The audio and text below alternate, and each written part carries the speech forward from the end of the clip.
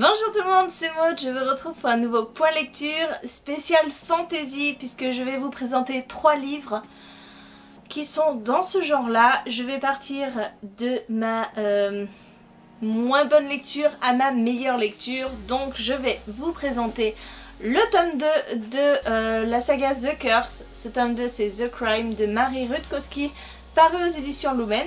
Ensuite je vous parlerai du 3e tome de la saga des chroniques du monde émergé de Licia Troisi, paru chez Pocket Jeunesse.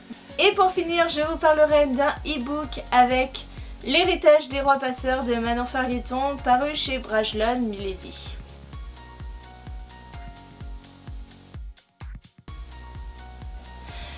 On commence par ce livre-ci. Alors je vous donne mes préférences, mais sachez que ça a été une très bonne lecture.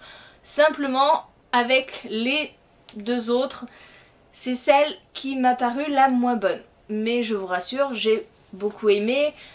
Sachant que j'avais eu un véritable coup de cœur pour le premier tome, ce tome 2, eh bien, il souffre un petit peu de la malédiction des tomes 2, c'est-à-dire un tome de transition qui fait le lien entre le tome 1 et le tome 2.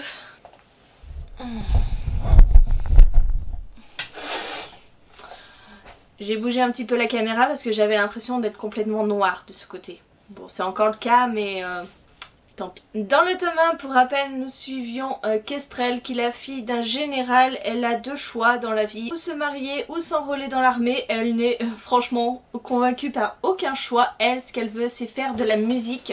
C'est son grand truc. Un jour qu'elle se balade au marché, elle va acheter un esclave, ce qui est complètement contraire à ses idées, mais bon... Voilà, elle achète Arin et au fur et à mesure, elle va voir qu'ils partagent la même passion pour la musique et voilà, bon bref. Je pense que vous connaissez tous ce pitch. Ce tome 2 reprend directement là où se termine le tome 1. Et donc en fait, ce tome 2, il n'y a pas vraiment d'action. Lorsque Kestrel et Arin sont réunis... Eh bien, ça joue un peu au chat et à la souris. Ils ne peuvent pas vraiment afficher leurs sentiments puisqu'ils sont un petit peu en territoire ennemi. Kestrel est fiancée, donc elle ne peut pas, largement pas montrer sa préférence à un homme qui est soi-disant l'ennemi. Ce livre, on joue beaucoup sur les quiproquos, sur des situations qui sont mal comprises. C'est frustrant parce que leur relation, eh bien... Leur relation fait du surplace. Kestrel, je la trouve égale à elle-même. Elle est assez stratège, comme dans le premier tome. Arin, par contre, j'ai l'impression que ce n'est pas le même. Autant dans le premier tome, il était stratégique. Autant là, il se laisse guider par ses émotions. Et ça donne pas que du bon. Hein. Il réfléchit pas, il se laisse emporter par ses émotions. Et... c'est dommage parce que là franchement Arin on a envie de le secouer et lui dire mais regarde, voilà regarde hein. Bon bref, c'était pas si mal hein, mais c'est vrai que le livre fait 535 pages et clairement ça amène au 3e tome en douceur. Ça fait vraiment le lien entre le premier et le 3e tome. Ça se termine sur une situation très difficile, très compliquée pour Kestrel, donc on a envie de se jeter sur le tome 3. Je vous conseille cette saga parce que vraiment le tome 1 a été un coup de cœur, ce tome 2 pas vraiment, mais bon, il était peut-être nécessaire. Je l'ai bien aimé, hein, mais c'est pas la lecture qui va me rester marquée. Je pense que le tome 3 va être bien meilleur. On continue et j'ai terminé une saga en lecture commune avec Maman Mick. On s'était fait la trilogie complète ensemble et quel plaisir de retrouver Nihal et Sénar. Pour rappel, dans cette saga, nous suivons Nihal qui est une jeune fille aux cheveux bleus avec des oreilles pointues, un peu particulière dans son espèce, mais bon, voilà. Va venir un jour où les guerriers du tyran vont venir dévaster, massacrer tous les gens qu'elle aime et tous les gens qui tournent autour d'elle. Hein. Et donc Nihal va s'enrôler dans l'armée. Elle veut devenir un guerrier dragon. Elle va suivre une formation pour se venger. Voilà, c'est vraiment son point d'orgue, c'est la vengeance, la haine. Elle est vraiment animée par ça. Et elle va croiser Sénar lors de sa formation, qui est un jeune magicien qui va prendre de l'importance au fil des tomes, qui va devenir conseiller et voilà, qui va l'aider dans ses quêtes. Dans ce 3e tome, on est dans un schéma assez classique de la fantasy, c'est-à-dire que Nihal, pour vaincre le tyran, va devoir rassembler 8 pierres. Donc voilà, c'est une quête. Elle va partir à la recherche de ces 8 temples où résident des gardiens qui protègent les pierres dont elle a besoin pour vaincre le tyran. Donc voilà, on part dans quelque chose d'assez redondant. Donc on cherche un temple, on arrive devant le gardien, on se présente à lui, il nous donne la pierre ou pas, on a une épreuve. Ça 8 fois. Mais je vous rassure, il n'y a pas que ça, il y a des histoires annexes.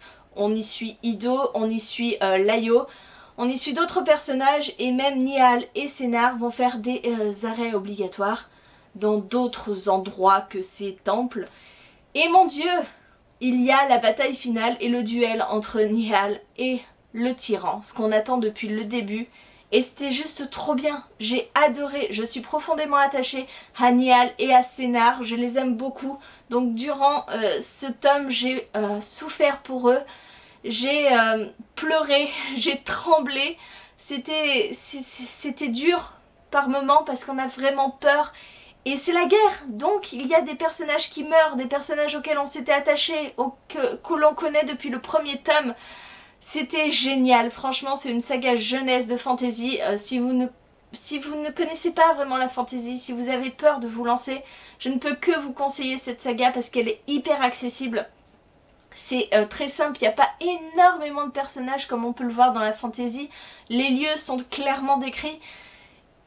Et c'est bon, franchement Nihal est un personnage que j'aime parce qu'elle est faillible. C'est un personnage faillible. Elle est animée par la vengeance, elle est animée par la haine, donc forcément elle fait des erreurs, elle bascule quelquefois du mauvais côté, mais c'est toujours pour se rétablir et pour une bonne raison. C'était vachement bien et je serais très heureuse de lire la suite avec Maman Mick parce que oui, ce 3e tome clôture une trilogie, mais il y en a 2 autres derrière. Nous avons les guerres du monde émergé et les légendes du monde émergé, donc à chaque fois 3 tomes. Je ne sais pas du tout si on retrouve Nihal et Sénar ou quoi ou qu'est-ce dans les autres, mais voilà. Je ne peux que vous conseiller cette saga qui m'a vraiment fait passer par tout un tas d'émotions et qui est de la très bonne fantaisie. Et je termine par le livre qui m'a le plus plu cette semaine. Et je l'ai lu en lecture commune avec Marine NBS. Et à la base c'est un one-shot. L'héritage des rois passeurs c'est un one-shot. Mais Manon Fargueton a publié aussi Les illusions de Sam Loar. Et on sait en fait qu'on est dans le même univers que les rois passeurs. Après je ne sais pas si on reprend des personnages. Probablement. Franchement quand on lit l'héritage des rois passeurs on se dit que certains personnages vont être dans le second tome. En tout cas j'ai vraiment adoré cette lecture. Ce n'est pas un coup de cœur, je vous le dis d'emblée, parce que j'ai noté pas mal de choses qui me manquaient. Des scènes que j'aurais voulu avoir qui n'étaient pas, des explications que j'aurais voulu avoir qui n'y étaient pas, des incohérences par moments, mais en règle générale ce livre est vraiment génial. J'avais entendu tout et n'importe quoi, j'avais entendu des coups de cœur pour ce livre, j'avais entendu qu'il ne se passait pas grand chose donc ça n'avait pas plu. Moi j'ai adoré. Dans cette histoire nous suivons 2 femmes fortes. Oui, ce livre fait la part belle aux femmes. La première, il s'agit de Raven, qui est une jeune femme qui est l'héritière du trône d'ombre. Elle s'est exilée il y a de ça 9 ou 10 ans, elle est partie parce qu'elle n'était pas conforme à l'idée qu'on peut se faire d'une future reine. Raven c'est une sauvage, elle est impétueuse, elle est lesbienne aussi, ça peut jouer aussi par rapport à sa fuite. Mais lorsqu'elle apprend, alors qu'elle est toujours en exil, que sa mère est sur le point de mourir, elle se décide à rentrer chez elle et à prétendre au trône. Ce qui va beaucoup contrarier les plans de son père qui, lui, s'est déjà mis en tête de mettre sa sœur sur le trône. Sa sœur, c'est la parfaite marionnette pour son père. Donc Raven va déjouer un petit peu tous ses plans et ça va lui attirer pas mal d'ennuis. Et d'un autre côté nous suivons Enora qui elle vit dans notre monde, qui va fêter ses 20 ans. Et le jour en fait de cette fête où elle a réuni toute sa famille, des hommes vont débarquer, des hommes masqués, vêtus de noir. Ils vont débarquer avec d'énormes épées et massacrer tout le monde. Voilà, elle va être témoin de ça. Elle va retrouver ses parents décapités, sa grand-mère morte à côté pour protéger son frère jumeau qui lui aussi est décédé. Donc voilà, c'est le choc. Enora est sous le choc, elle ne comprend pas ce qui s'est passé, pourquoi ces hommes sont venus massacrer tout le monde. Dans un moment de doute, de folie, d'horreur pure, elle va se mettre à creuser pour décharger toute cette horreur qui est en elle. Elle va creuser un trou, elle va commencer à se dire qu'elle enterre son frère, qu'elle enterre ses parents. Et quand elle va commencer à creuser, elle va s'apercevoir qu'il y a une membrane au fond de ce trou, qu'elle va commencer à percer et qu'il y a un monde en dessous. Et au moment où elle va tomber, deux frères vont venir la sauver et lui expliquer qu'en fait elle est une héritière des rois passeurs. Normalement un roi passeur est toujours un homme. Du fait de sa gémilité ou d'autres choses que vous découvrez par la suite, elle a ce gène et elle devient la première passeuse. Elle peut aller entre notre monde et le monde d'ombre. Et voilà, je ne vous en dirai pas plus pour ne pas vous spoiler, mais cet univers est complètement dingue. Là, je ne vous en ai donné que 1/10 de ce qui peut exister. Et en fait, à chaque fois que Manon Fargueton a introduit un élément, introduit un personnage, on peut être sûr de le retrouver et qu'il ait son importance. Rien n'est fait au hasard, l'univers est fou, je vous l'ai dit. Il y a des interactions entre les deux mondes et on est dans des luttes pour reprendre le pouvoir, donc avec Raven. On est dans une quête pour la survie par rapport à Enora, pour comprendre ses origines, pour comprendre qui elle est, et c'était génialissime. Il y a beaucoup de personnages, on est vraiment dans de la fantasy pure, je trouve, mais c'était trop bon, vraiment, c'était génialissime. J'ai adoré les personnalités de ces protagonistes, j'ai adoré Raven, vraiment, qui ne s'encombre de rien, qui est la femme forte par excellence. Et j'ai aimé aussi tous les autres personnages. J'ai aimé Charlie, un des frères qui sauve Enora. Mais Charlie, c'est la joie de vivre, c'est une personne tellement positive. J'ai adoré. Voilà, le dieu gris. On a, un petit peu comme dans La Voix des Oracles, si vous avez lu, les dieux qui sont en interaction avec dans le monde d'ombre. Ils marchent avec les pauvres mortels sous les apparences de mortels, mais ils agissent, ils complotent. Bref, j'ai adoré, je serais très heureuse de lire la suite, même si je ne pense pas que ce soit vraiment une suite. Et je ne peux que vous le conseiller parce que j'ai adoré, c'était addictif, j'avais du mal à le lâcher, je n'arrivais pas à le lâcher quoi. Je voulais savoir ce qui se passait.